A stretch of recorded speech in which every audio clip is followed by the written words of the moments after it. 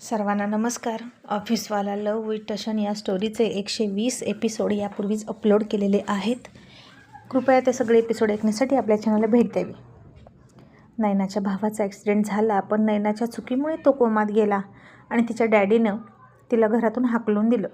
आणि आता नैनाला दुसरा कोणताच पर्याय नव्हता आणि म्हणून तिनं जितेंद्रला फोन केला आणि सगळं सांगितलं आणि म्हणाली, मी आपल्या घरी परत येऊ का? आणि त्यानं तिला विचारलं की नक्की काय झालं. तेव्हा तिने रडत रडत सगळं सांगितलं आणि जितेंद्र हॉस्पिटलमध्ये गेला. त्याला बघून दळवीला आणखीनच रडायला आलं. आपण त्याचा किती अपमान केला तरीसुद्धा तो आपल्याला दिलासा देण्यासाठी आला हे बघून दळवी खजील झाला आणि जितेंद्रच्या गळ्यात पडून रडायला लागला.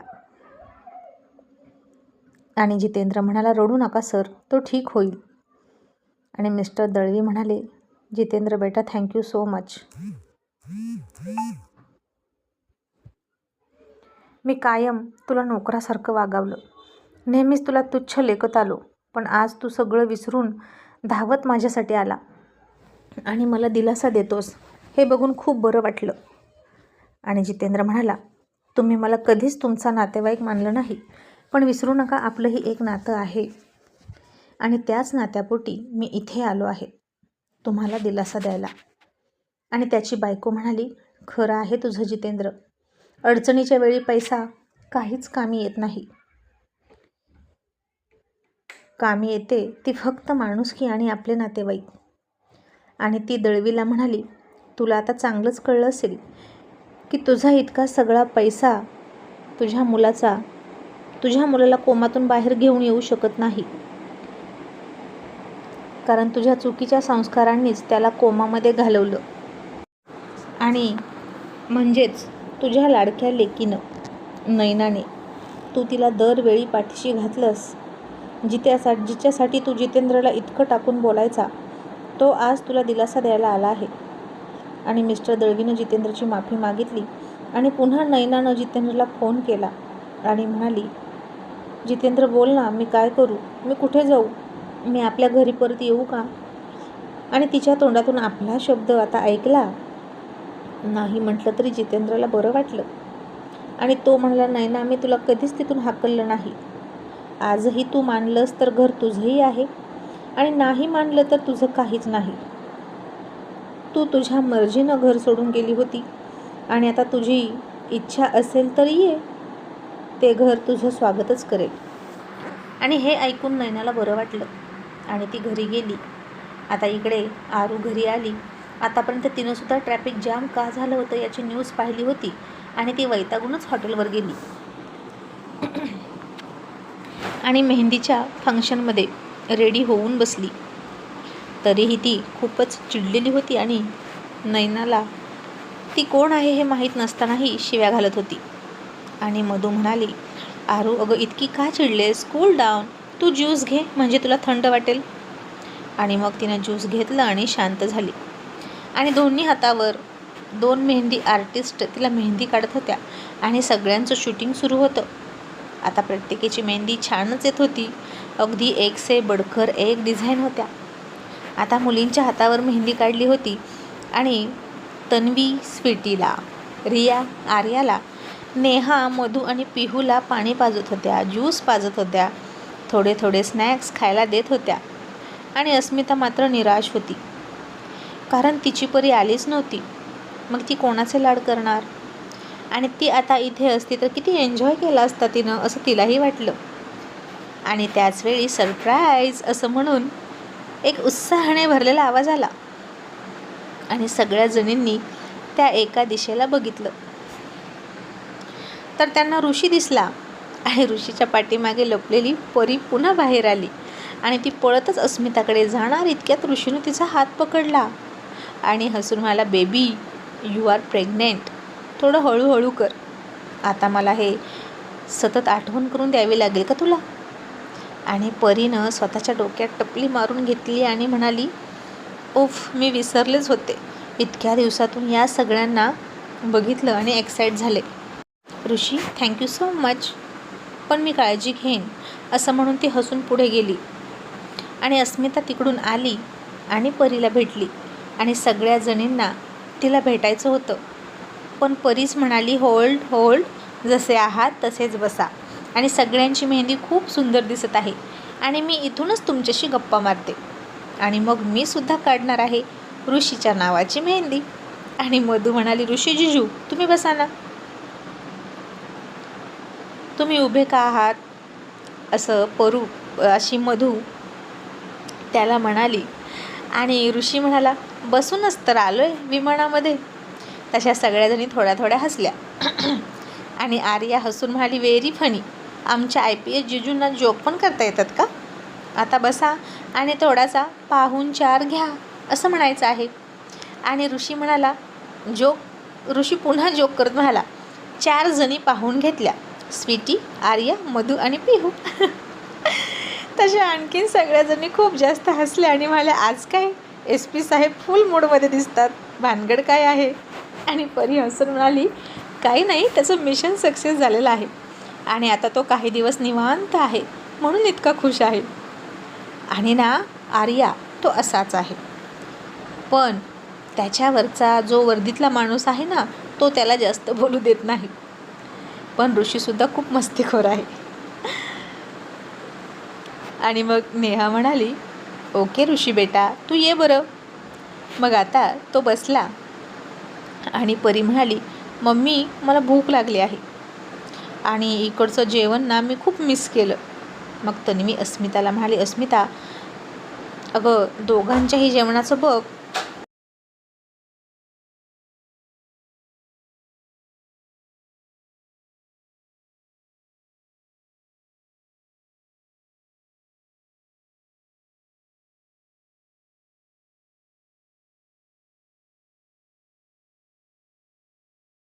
मग अस्मितानं दोघांसाठी प्लेट आणल्या आणि परी म्हणाली, मम्मी आचार दे ना. आणि हे ऐकून अस्मिता चकित झाली आणि परीकडे बघायला लागली. आणि तन्वी म्हणाली, अस्मिता अगं असं काय बघतेस, दे ना तिला लोणचं. आणि अस्मिता तन्वीच्या कानात काहीतरी म्हणाली आणि हे ऐकून तन्वीनं सुद्धा परीकडे निरखून बघायला सुरुवात केली. आणि अस्मिता म्हणाली, तन्वी अगं परीला लोणचं आवडत नाही, मग आता ती कसं काय खाते. आणि तन्वी हसून परीकडे बघत म्हणाली, अस्मिता मला वाटतं तिच्याकडे सुद्धा गुड न्यूज आहे. तिचा चेहरा पण बघ ना किती खुल्ला आहे. मला वाटतं तुला जे वाटते तेच खरं आहे, पण आता ती आपल्याला केव्हा सांगते ते आपण बघूया. असं म्हणून दोघीही एकमेकींकडे डोळे मिचकावून बघत होत्या. आणि परी म्हणाली, मम्मी दे ना. आणि अस्मितानं तिला लोणचं दिलं आणि ती खात असताना ऋषीसुद्धा तिची खूप काळजी घेत होता. बेबी तुला हे चालेल का, तुला ते चालेल का. आणि त्यांचं ते बोलणं ऐकून आता तर हे कन्फर्म झालं की नक्कीच परीकडे गुड न्यूज आहे. आता संध्याकाळी आली, सगळे जेंट्स ऑफिसवरून आले आणि ऋषी सगळ्यांना भेटला. आणि अतुल म्हणाला, आता खरं फॅमिली पूर्ण झाली आपली. आणि ऋषी, परी बेटा तुमच्यासाठी वरती रूम आहे. तसा ऋषी म्हणाला, अंकल खाली रूम अवेलेबल नाही का. परीला आता पायऱ्या चढायला नको. तसा अतुल म्हणाला, का काय झालं. आणि आर्यनला लगेच क्लिक झालं, कारण तोही स्वीटीची अशीच काळजी घ्यायचा पायऱ्या चढताना उतरताना. आणि तो म्हणाला, SP सर, साऊथ इंडियाचा दौरा तुम्ही सक्सेस केलेला दिसतोय आणि मिशन सक्सेसफुल ना.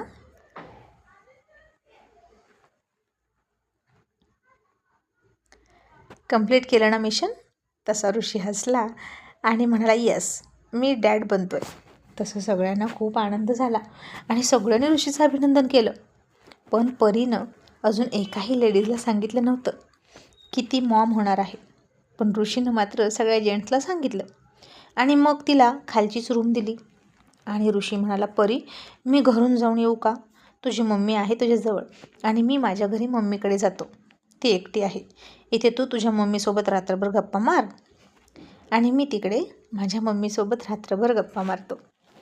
आणि परी म्हणाली, ओके. आणि मग ऋषी निघून गेला. आणि आता रात्रीचा डिनर करताना अस्मितानं आता परीला न मागता लोणचं दिलं. आणि आर्यन म्हणाला, एक मिनिट, परी तुला तर आचार आवडत नव्हता, मग हे तू कधीपासून खातेस.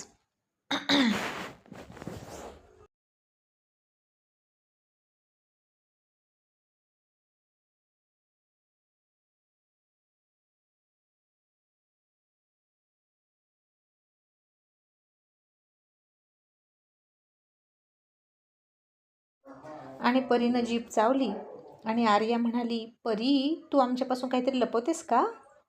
आणि परी म्हणाली, काहीच नाही, मी कशाला काही लपवू? आणि अतुल म्हणाला, पण परी मिसेस तिवारी काही नाही बोलल्या तरी मिस्टर तिवारी आम्हाला सगळं सांगून गेले आणि त्यांनी त्यांचा गुन्हा कबूल केला आहे. तशी परी चकित झाली आणि म्हणाली, अंकल कसला गुन्हा? ऋषी नक्की काय म्हणाला? आणि आर्यन म्हणाला, तू इतका आचार का खाते? त्याचं कारण सांगितलं त्याने आम्हाला आणि त्याचा तोच गुन्हा त्यानं कबूल केला आहे. तुमच्याकडे गुड न्यूज आहे हे कळलं आहे आम्हाला. तसं आता सगळ्या लेडीज खूप एक्साईट होऊन हसल्या आणि म्हणाल्या, आम्हाला कसं माहीत नाही आणि ही गोष्ट जेंट्समध्ये कशी काय कळली अगोदर? परी हे खरं आहे ना?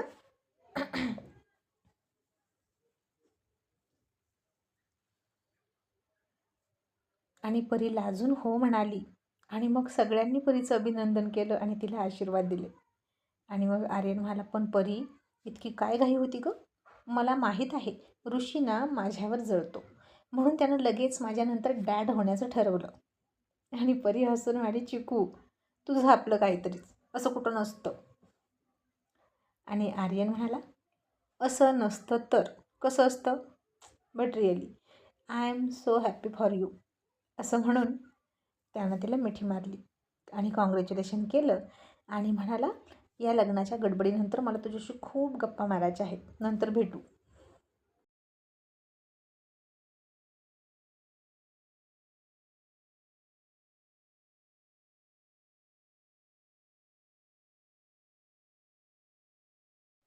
आणि मग सगळे आपल्या आपल्या रूममध्ये झोपायला गेले आणि आपल्या आपल्या बायकोची मेहंदी बघत बसले. संग्रामला मात्र आत्ताच मधूची मेहंदी बघणं अलाउड नव्हतं आणि सुहागत रात्रीला तो तिची मेहंदी बघणार होता. त्यामुळे आर्यानं संग्रामला तिथून हाकलला आणि मधूला रूममध्ये घेऊन गेली. इंद्रानं संग्रामला त्याच्या रूममध्ये झोपायला पाठवला आणि जितेंद्रला सांगितलं की याच्यावर लक्ष ठेव, यानं अजिबात बेडरूमच्या बाहेर येता कामा नये आणि मधुशी भेटायचं नाही. संग्राम हसून म्हणाला, सर नाही जाणार, ट्रस्ट मी. इंद्रा म्हणाला, तरीही आणि उद्या हळद आहे ना, पटकन झोपा, असं म्हणून इंद्रा त्याच्या रूममध्ये गेला. आणि आता आरू गेली होती अर्जुनला तिची मेहंदी दाखवायला आणि म्हणाली, डॅड कशी आली आहे मेहंदी? आणि लहानपणी आरू अशीच पळत पळत यायची अर्जुनला दाखवायला आणि अर्जुनने नेहमीसारखं तिच्या हातावर त्याचे ओठ टेकवले आणि म्हणाला, wow my goodness princess, you are looking so pretty. आणि किती रंगली आहे मेहंदी, खूपच प्रेम आहे कोणाचं तरी आमच्या प्रिन्सेसवर. आता जा आणि इंद्राजीला मेहंदी दाखवा. आणि मग आर्या तिथून गुड नाईट म्हणून बाहेर आली आणि मग तन्वीसुद्धा स्वीटीला आणि आर्यनला स्ट्रिक्ट सूचना देऊन बेडरूममध्ये आली. आता आर्यनला तर स्ट्रिक्ट सूचना द्याव्याच लागायच्या. आणि मग इंद्रा म्हणाला, आरू मला दाखव ना मेहंदी. आणि तिचे हात पाठीमागे लपवून ती म्हणाली, नाही इंद्राजी, असंच नाही बघायचं, माझं गिफ्ट द्या मग मेहंदी बघा. इंद्रा म्हणाला, आरू आता हे काय नवीन? बेबी ते सुहाग रात्रीला मोदिकाईचं गिफ्ट असतं आणि आज तर असं काहीच नाही. आरू तरीही म्हणाली, असू दे, मला गिफ्ट हवं. आणि इंद्रा म्हणाला, ओके मग हात पुढे कर आणि डोळे झाक. आणि मग तिने हात पुढे केले आणि डोळे झाकून घेतले आणि इंद्रानं त्याचे थंड ओठ तिच्या तळहातावर टेकवले.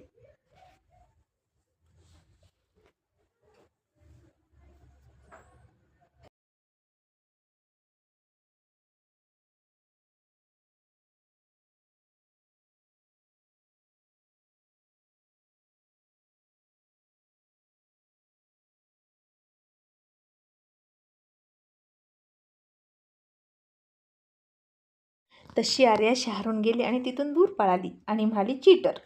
तशी त्यानं तिला पकडली, मिठीत घेतली आणि घट्ट मिठी मारून म्हणाला, चीटर नाही बाबा, अभी तो यही सही सुरुवात है, असं म्हणून तिला किस करायला लागला.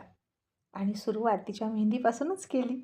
आर्या फार फार शहरून उत्तेजित होत बेडवर गेली आणि जास्त काळ तो स्वतःला रोखू नाही शकला स्वतःला आणि कपडे काढून फेकले आणि बेडवर चढला आणि तिच्यावर प्रेमाचा वर्षाव सुरू केला.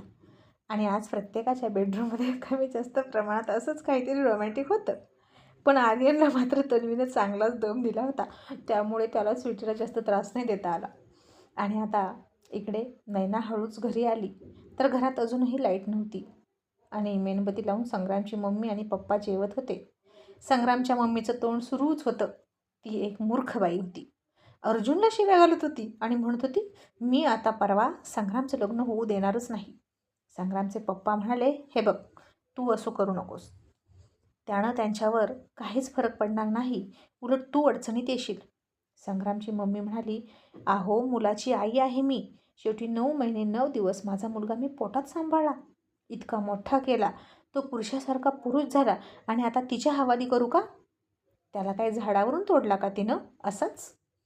अहो, एका शब्दानं ती मुलगी मला मम्मी या, बसा, ज्यूस घ्या, पाणी प्या असं म्हणाली सुद्धा नाही. किंवा लग्नामध्ये एखादी साडी मिळणार आहे की नाही हेही माहीत नाही. मग दागिन्यांचं तर दूरच राहू द्या. अशी अजूनही ती बाई त्यांच्याकडून अपेक्षा करतच होती. आणि ती म्हणाली, तुम्हाला सांगते संग्रामचे पप्पा, संग्राम कधीच खुश नाही राहणार तिच्याशी लग्न करू. आता हे सर्व दरवाजात उभा राहून नैना ऐकत होती आणि नैनाचं आता त्या अंधाराकडे, संग्रामच्या मम्मी पप्पाकडे तिनं बघितलंच नाही. कारण ती खूप टेन्शनमध्ये होती तिच्या भावाच्या आणि इतर कोणत्याच गोष्टीकडे तिचं सध्या लक्ष नव्हतं. पण ती तशी दरवाजात बघितली तिला आणि संग्रामची मम्मी घाबरली आणि म्हणाली, कोण आहे? आणि ती बारीक आवाजात म्हणाली, मम्मी मी आहे. आणि संग्रामचे पप्पा चकित होऊन म्हणाले, नैना बेटा तू यावेळी अशी कशी आली? आणि नैना काहीच न बोलता तिच्या बेडरूममध्ये गेली. आणि आता मात्र तिला गरम होत नव्हतं आणि ती काहीही नखरे करत नव्हती. गुपचूप त्या अंधारात AC नसताना सुद्धा जाऊन झोपली आणि तिचा भाऊ लवकर बरा व्हावा म्हणून देवाकडे प्रार्थना करत होती.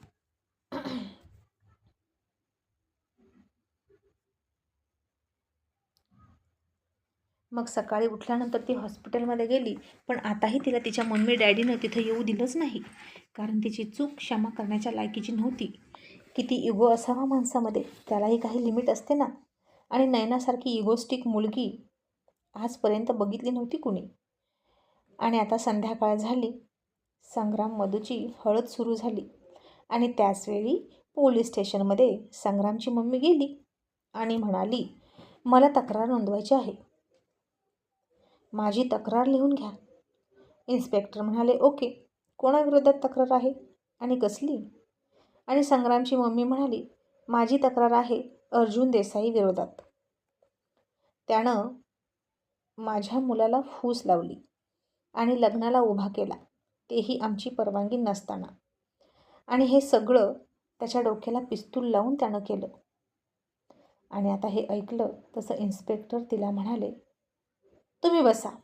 आणि बाहेर जाऊन अतुलला फोन लावला आणि हे सगळं सांगितलं. आणि हे ऐकून अतुल चकित झाला आणि काय विचित्र बाई आहे, हार मानायला तयारच नाही. संग्रामची मम्मी कसली विचित्र बाई आहे असं त्याला वाटलं.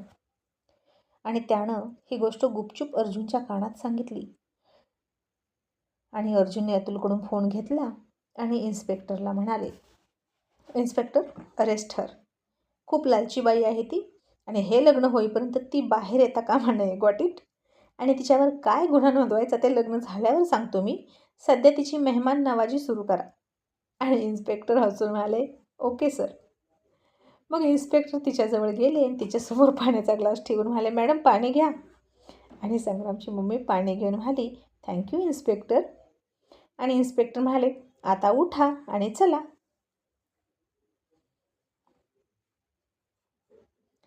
आणि संग्रामची मम्मी म्हणाली, कुठे? आणि इन्स्पेक्टर म्हणाले, लॉकअपमध्ये. उरलेली खातिरदारी तिथं होईल. तशी संग्रामची मम्मी खूप घाबरली आणि तिच्या तोंडचं पाणीच पळालं.